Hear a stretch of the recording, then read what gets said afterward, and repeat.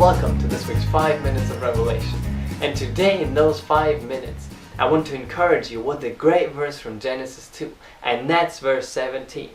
And for this one I chose a bit of a harder translation to understand, but this translation really brings the point across I'm trying to make. And of the tree of knowledge of good and evil, thou dost not eat of it, for in the day of thine eating of it, dying thou dost die. So what is God saying here? Here he's talking to Adam and Eve, and he's telling them you can eat of any fruit of this garden. You can have everything there is in abundance and overflowing, and you can enjoy all of it. But just don't go against me, and don't actively choose to go against me by eating of this tree that I told you not to eat of. You can have everything, but just don't eat of this tree. But the moment that you eat of it, if you choose to go against me and eat of it, that day, dying, you will die. This is what God is telling them here. Well, now you might ask yourself, how is this encouraging? Because you probably know what happened next, and you know that they ate of this tree. But this is very encouraging, because the truth that God showed me here is just amazing. So in most translations, it just says, you shall surely die. And then I thought, well, God told them that they will surely die. But when they ate of this tree, they didn't die right away. So God wasn't telling the full truth there. Or was he? Well, I found this translation where it said, dying, you shall die. Because if you check back with the original text, you will find that this word for dying was used twice in this verse. So he's saying, you shall surely die. And then he says it again. So this dying, you shall die, is really the best translation of it. And what this means is that you won't just drop dead right away. It means that at one point in your life you will have to die, but this whole process up to this point of you dying will be signed by death.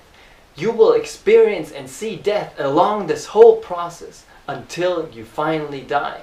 And this is what this means, dying, you shall die. And this is the curse that came on Adam and Eve when they chose to go against God, and the same curse that is on you and on everyone else, unless you choose to receive this freedom of this curse that Jesus paid for you. Well, this process of dying, you shall die, like I said, it refers to every area of your life.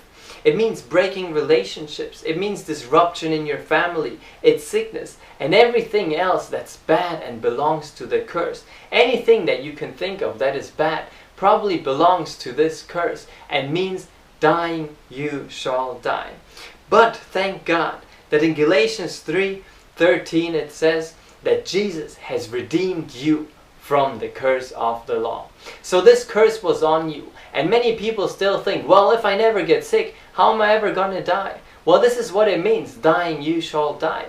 Or people think, well, you have to experience something bad here and there, and it's just natural cause of life for things to break, for things to go bad, for things to go the wrong way. It's just natural. So put up with it, just deal with it.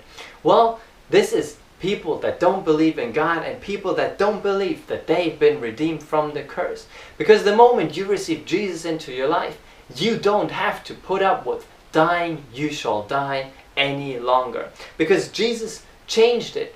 That doesn't mean that you will never die. No, but it means that on this path, until you finally die and go to God and just keep on living, on this path, you should experience life and life to the full. The whole time and every day of your life. That means you don't need to allow your relationships to break anymore. You don't need to put up with sickness. You don't need to put up with disruption in your family. And you don't need to suffer death and the curse any longer, because Jesus set you free from it. And you don't have to move through life dying any longer. You should live a life in abundance so that you just slide out of your body eventually and continue living with God. And this whole process until you finally die, you should be experiencing heaven on earth, the best life that God has prepared for you. So death does not belong into your body and into your circumstances any longer. Jesus paid the price so that you can be free. So cast out those devilish lies that tell you that dying, you have to die. You are free from that. And then finally start living. So take this with you. Be blessed by that. Don't forget to read your chapter then. And I'll see you again next week.